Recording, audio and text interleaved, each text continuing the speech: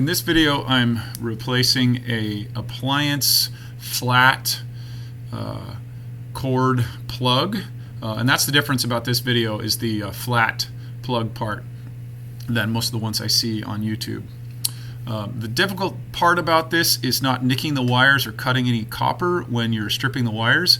This part I should have actually cut a little bit farther up and then just peeled them down. That would have worked a little bit better. I actually did nick the wire and didn't notice that I was nicking the wire, and then had to redo it. But that's another cool thing about doing this. It doesn't really matter if you nick the wire, you screw up, you cut up the copper. You can just redo it. You can just shorten the extension cord and do it again.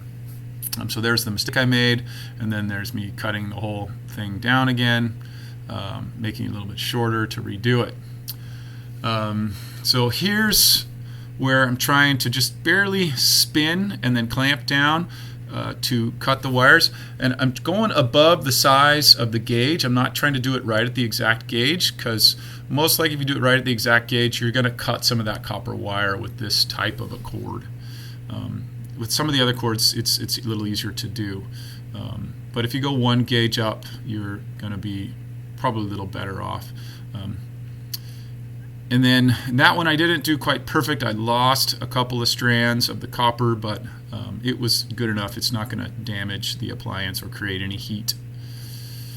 So, and then just the ground, and then on this side, again, I'm just showing you how I'm barely spinning, not spinning too much. You're going to cut the copper most likely, and then pull in, and then there's the wire. And then that one I did really good. I didn't lose any little strands. And then this is just an extension cord outlet that I had laying around. It should be sufficient for the job. You can get more specific ones if you'd like to, but this one will work for this particular application.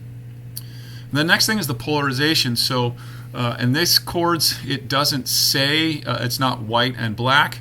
So what I did was match the old plug to these new wires.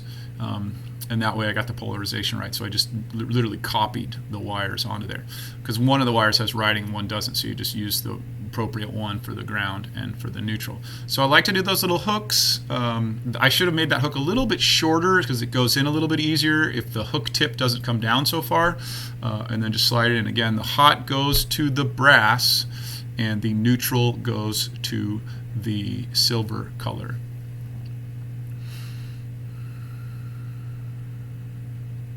So yeah, short tip, little short hook. Again, that one could have been a little shorter too. Pretty simple. And then the ground. And if you'll notice, the ground is always a little bit smaller of a wire. That's why they never want you to use the ground as a hot wire, because it's usually a smaller gauge, almost always. So there you go.